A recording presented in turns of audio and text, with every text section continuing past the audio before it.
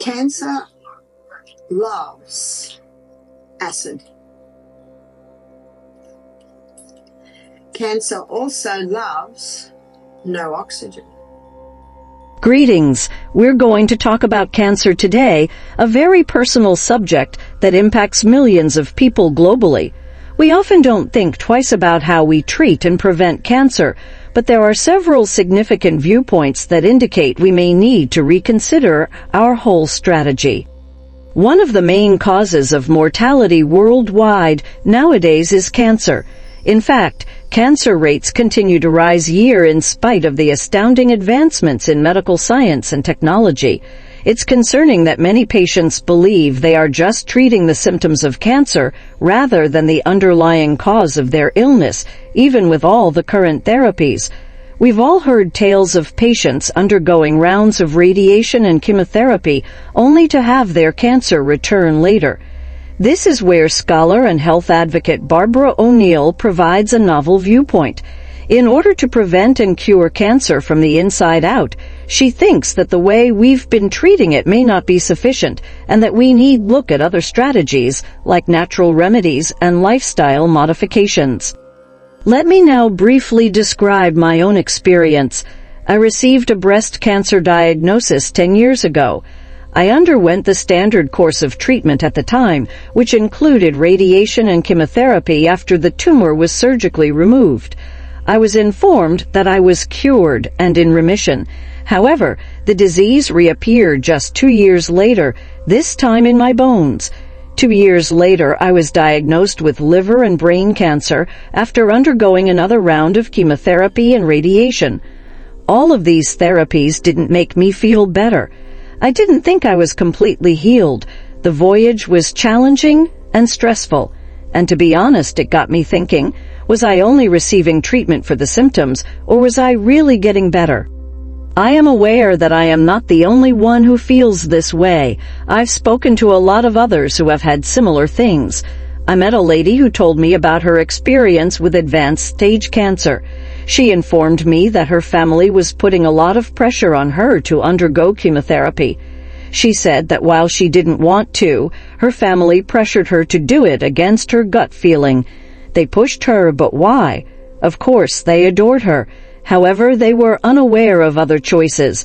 It helped me understand how much we rely on medical professionals and the system, often without considering if we're receiving the best care possible for our unique requirements.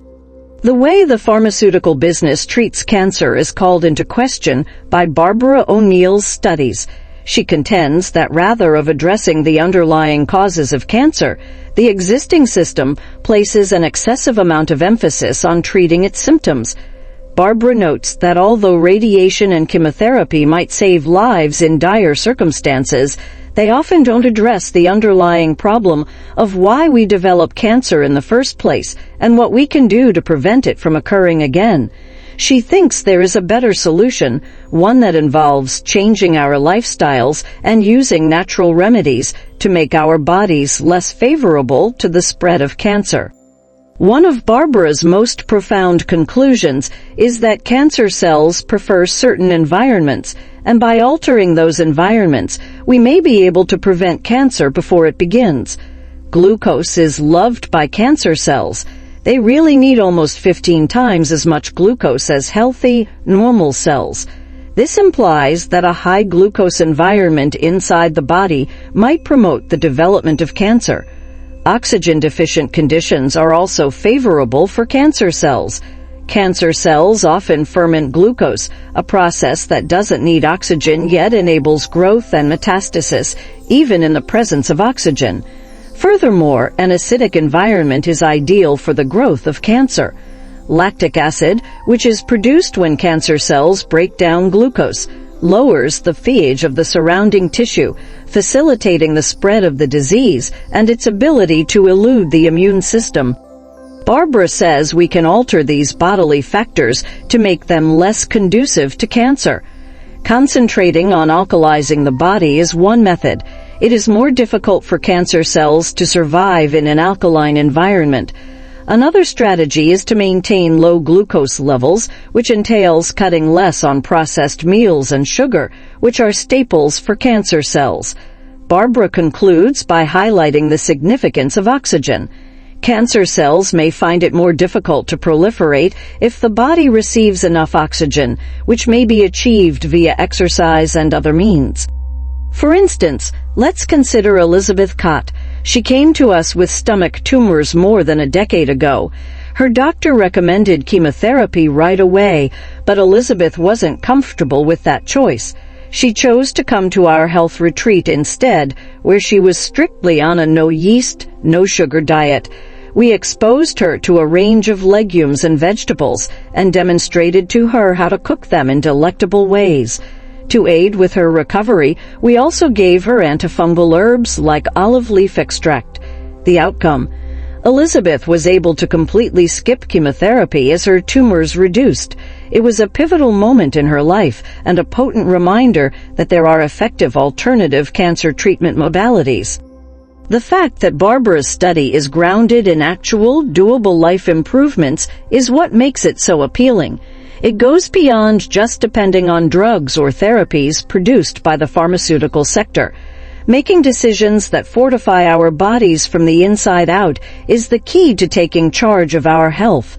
By concentrating on the conditions that cancer requires to flourish, glucose, acidity, and oxygen deprivation, we might begin to make our bodies less hospitable to the illness.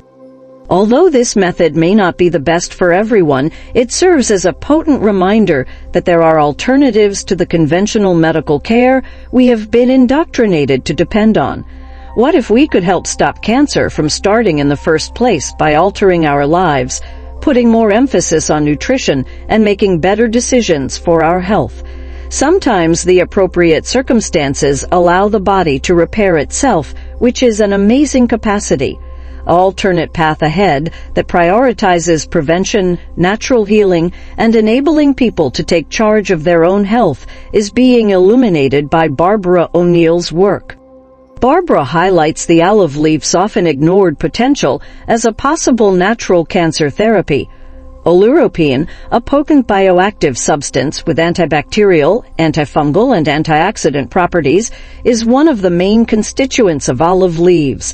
Because of these characteristics, it is a great instrument for scavenging free radicals and lowering oxidative stress, two important aspects that lead to the development of cancer.